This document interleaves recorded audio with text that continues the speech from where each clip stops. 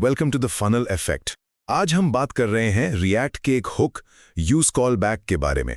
Basically ये एक tool है जो डेवलपर्स को वेब एप्लीकेशंस की परफॉर्मेंस सुधारने में हेल्प करता है, खास तौर पर फंक्शंस को हैंडल करने के तरीके से। तो पहला point, use call back react में एक हुक है जो आप कह सकते हैं फंक्शन डेफिनेशंस को कैश करता है, मतलब याद रखता है। इसका फायदा, कंपोनेंट के री-रेंडर होने पर भी ये फंक्शन की वही इंस्टेंस बनाए रखता है जब तक कि उसकी डिपेंडेंसीज बदल ना जाए। दूसरा, इसका सबसे कॉमन यूज केस है परफॉर्मेंस ऑप्टिमाइजेशन, स्पेशली जब आप फंक्शंस को react.memo में रैप्ड चाइल्ड कंपोनेंट्स को पास करते हैं। ये बेवजह के री-रेंडर्स को रोकने में मदद करता है। एनालॉजी से समझें, जैसे आप किसी कंपोनेंट को बार बार सेम इंस्ट्रक्शन यानी फंक्शन दे रहे हैं, तो यूज कॉलबैक ये पक्का करता है कि अगर इंस्ट्रक्शन को अफेक्ट करने वाले फैक्टर्स यानी डिपेंडेंसीज नहीं बदले हैं तो इंस्ट्रक्शन की कॉपी वही रहे।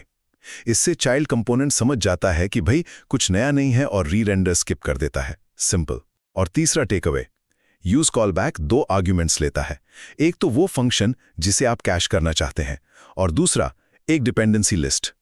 इस लिस्ट में वो सारी वैल्यूज होती हैं जैसे प्रॉप्स या स्टेट जिन पर आपका फंक्शन डिपेंड करता है। रिएक्ट इन डिपेंडेंसीज को चेक करता है। अगर ये बदली नहीं है तो कैश्ड फंक्शन मिलता है, वरना नया फंक्शन कैश हो जाता है।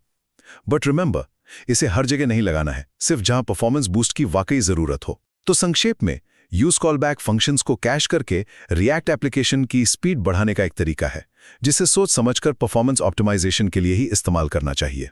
Thank you for watching The Funnel Effect, and for detailed information visit The Funnel Effect.